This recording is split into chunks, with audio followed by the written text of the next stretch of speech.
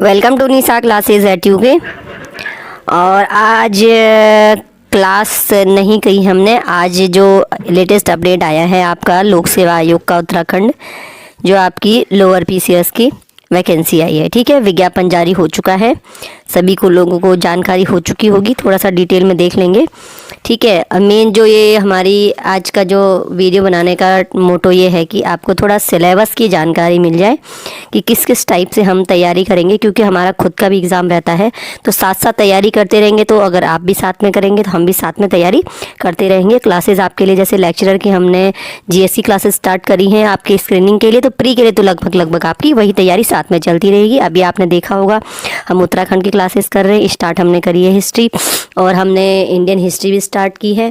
कुछ टाइम पहले मैंने लेक्चर स्क्रीनिंग के लिए आपका ज्योग्राफी वगैरह भी स्टार्ट किया था।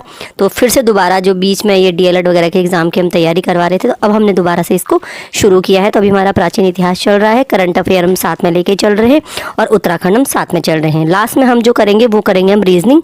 ठीक है, अब देखते हैं कि इसमें रीजनिंग कैसा आना है, कितने मार्क्स का आना है, हिंदी आनी है कि नहीं आनी है, वो हम अभी देखते हैं। ठीक है, चलिए पहला क्या है, पहले तो ये है कि विज्ञापन आया है। विज्ञापन प्रकाशन ये हो गया है 13 दिसंबर को। आपका लास्ट डेट कब है फॉर्म भरने का?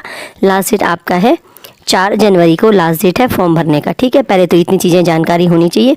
फीस भी आप 4 जनवरी लास्ट तक करेंगे। उसके बाद क्या होता है ना, अगर आपका कुछ गड़बड़ हो गया है फॉर्म में, तो आप कुछ अमेंडमेंट या संशोधन परिवर्तन जो कुछ करना चाहते हैं, तो उसके लिए डेट दे रखी है आपकी 10 जनवरी। ठीक है, 10 जनवरी से फॉर्म में आप संशोधन कर सकते हैं, और 20 जनवरी 2025 यानी 10 दिन का टाइम मिलेगा आपको आपके आवेदन पत्र में संशोधन करने की। लेकिन लास्ट डेट कब है फॉर्म भरने की, ये ध्यान रखिएगा, 20 जनवरी नहीं है। लास्ट डेट फॉर्म भरने की जो लास्ट डेट है वो है आपकी 4 जनवरी। चलिए,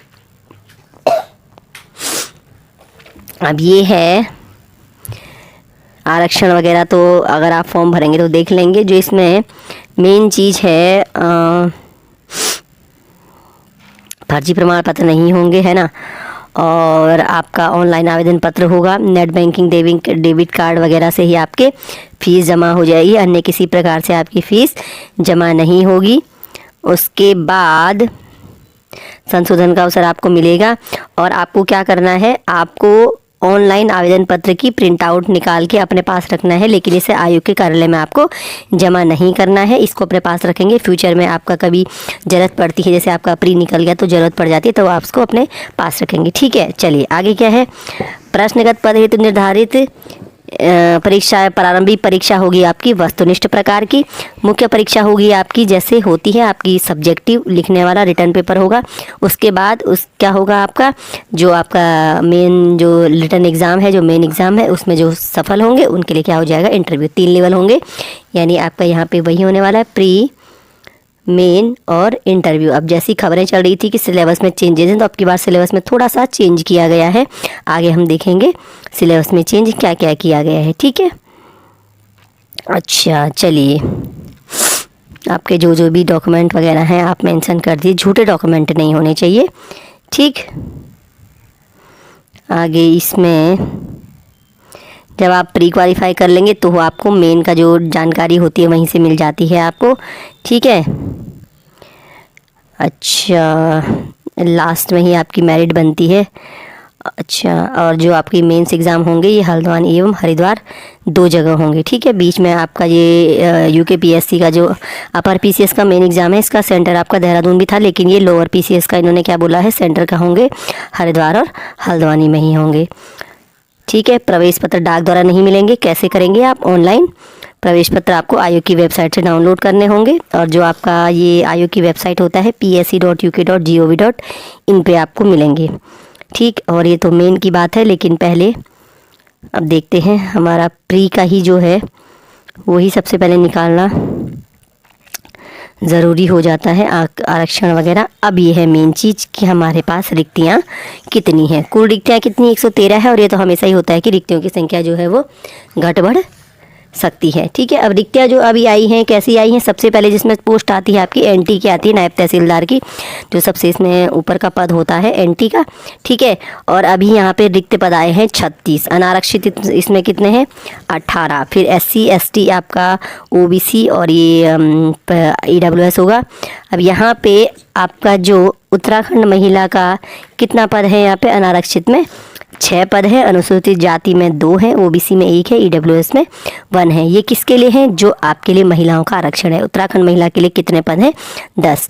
ये टोटल जो आपके यहाँ पे 36 पद दिखा रहे हैं ना, इसमें एनटी के, इसमें से ऐसे पद डिवाइड है, अनारक्षित 18 है, ठीक है, और यहाँ पे 8, ये 2 और ये 5 और 3 आप देख सकते हैं। और उत्तराखंड महिला जो 36 है, ये कितने हैं इनके लिए?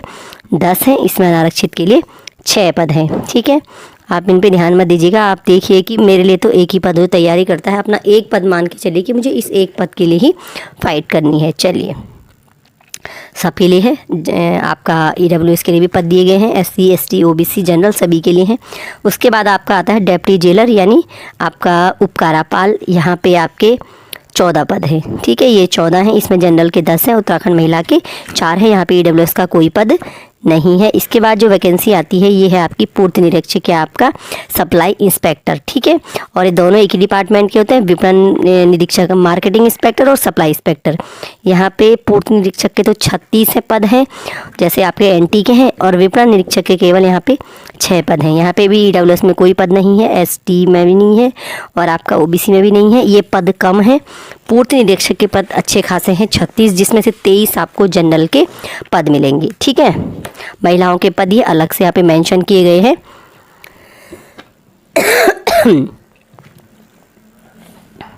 तो चलिए, फिर उसके बाद आपका श्रम प्रवर्तन अधिकारी आता है, श्रम विभाग।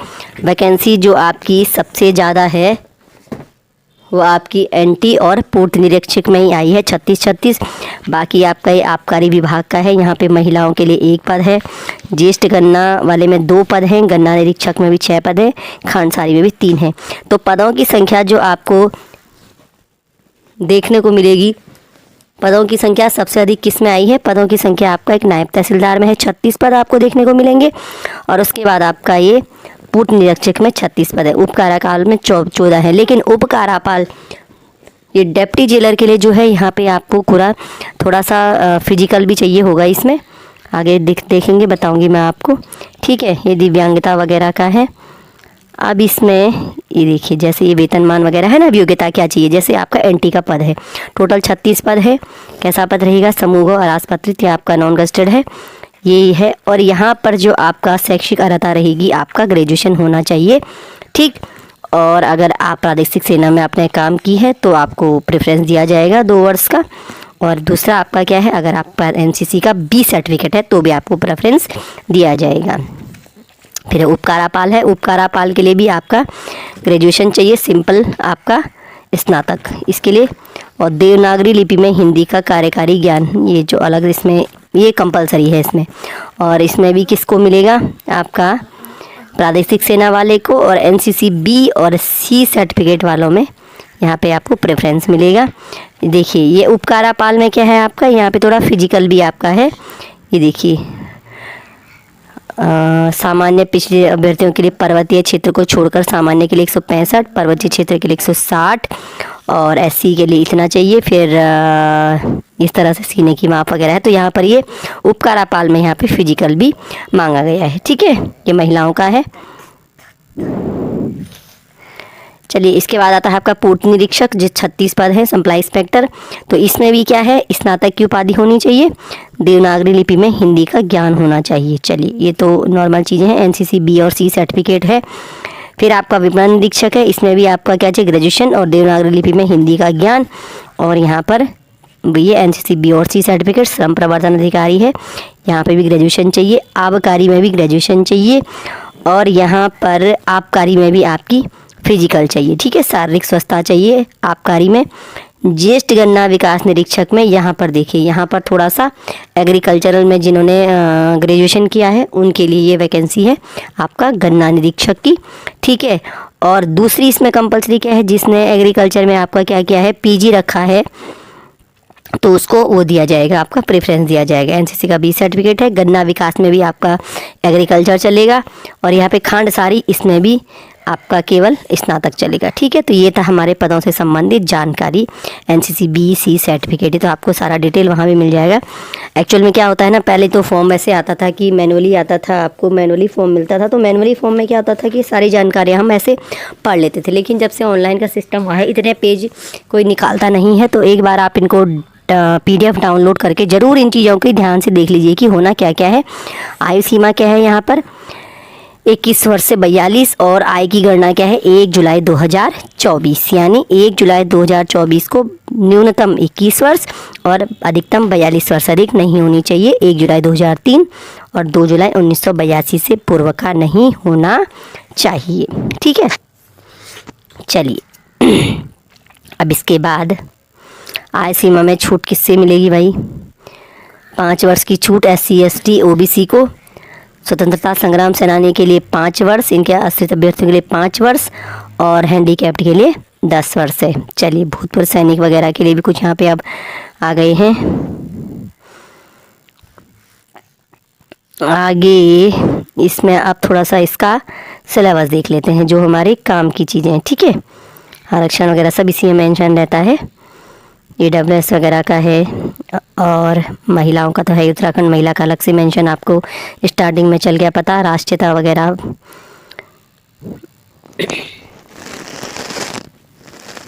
ये तो आपका जो फॉर्म भरेंगे, फ़ोटो सिग्नेचर अपलोड वगैरह, ये तो आप जहाँ नेट पे करेंगे या खुद करेंगे। थोड़ा सा हम ये फ़ीस वगैरह है आपकी 150 रुपये, और हम जाएंगे थोड़ा सिलेबस पे।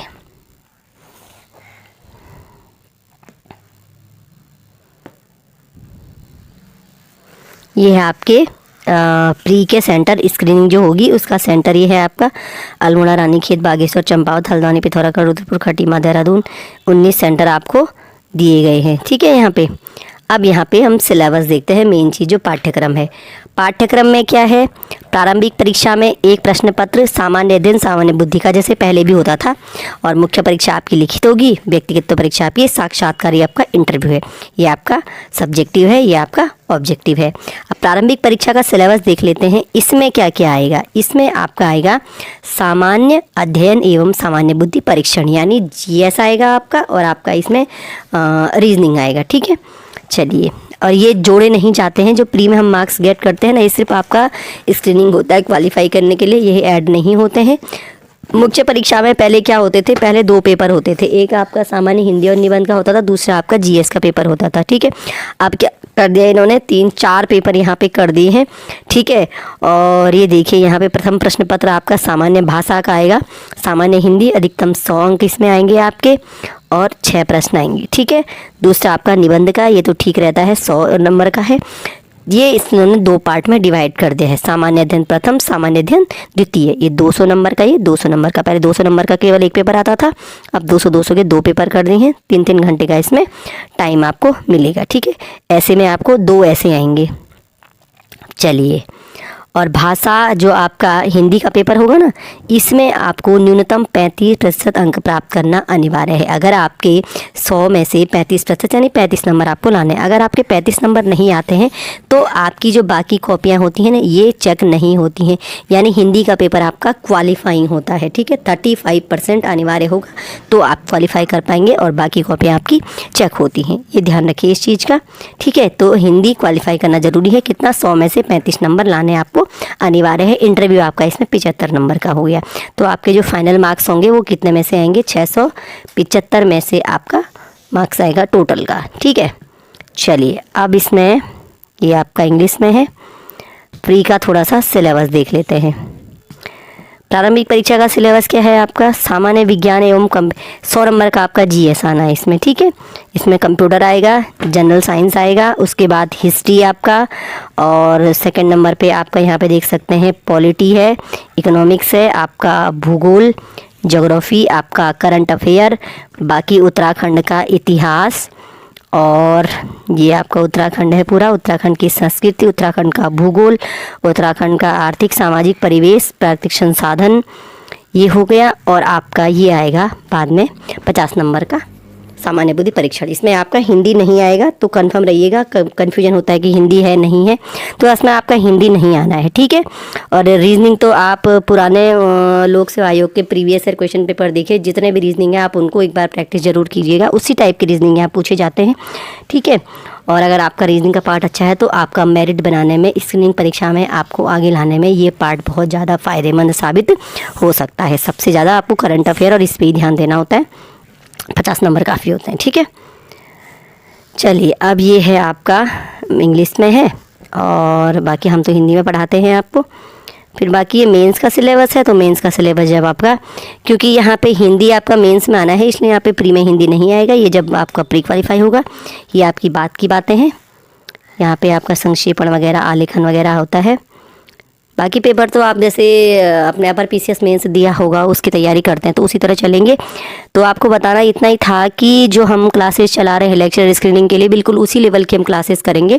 और कई लोगों के मुझे कमेंट आ रहे थे कि आयोग अब इस तरह से नहीं पूछता है जैसे आप पढ़ा रहे हैं। तो अब ऐसा है ना कि जो ये SSC है आपका, यूके SSC, इनके पेपर का लेवल थोड़ा अलग है, और जो आपका यूके PSC है इसके पेपर का लेवल थोड़ा अलग है। ठीक है, SSC में अदर स्टेट के बच्चे इतने नहीं आते हैं, यूके PSC में अदर स्टेट के बच्चे भी आते हैं। इसलिए यहाँ पर क्या होता है ना कि उत्तराखंड पूछा जाता है, लेकिन उत्तराखंड का जो बहुत ज़्यादा एक स्थानीय वो है ना, वो यहाँ पे थोड़ा पूछा नहीं जाता है। तो फिलहाल तो आप जब स्टार्टिंग अगर आप कर रहे हैं तो आप एक बार कोई भी ऑथेंटिक बुक उत्तराखंड की उठाइए, आप उसको एक बार पूरी पढ़ लीजिए। ठीक है, आप क्या कीजिए, उत्तराखंड की पूरी बुक पढ़ लीजिए।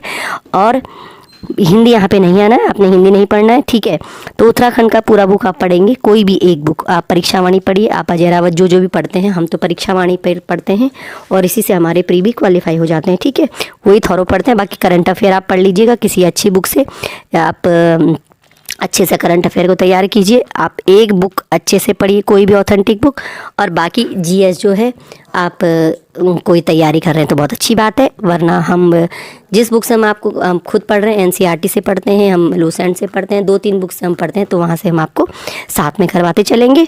तो कल हम क्या करेंगे, कल सैटरडे है, कल हमारी हिस्ट्री की क्लास आनी है, संडे हमारा करंट अफेयर आता है। तो कल फिर हम कोशिश करेंगे आपके साथ प्राचीन इतिहास को कंटिन्यू करेंगे। अब हमारे पास 2 एग्ज़ाम है, एक तो लेक्चर स्क्रीनिंग एग्ज़ाम हमारे पास है और दूसरा हमारा एग्ज़ाम है आपका लोअर PCS का। तो 2 एग्ज़ाम की तैयारी हम साथ साथ करके चलेंगे और रीजनिंग और मैथ्स का पार्ट हम आपको लास्ट में करवाएंगे। फिलहाल हम चलेंगे उत्तराखंड और आपका ये GS चलेंगे। तो चलिए मिलते हैं आपसे कल की क्लास में।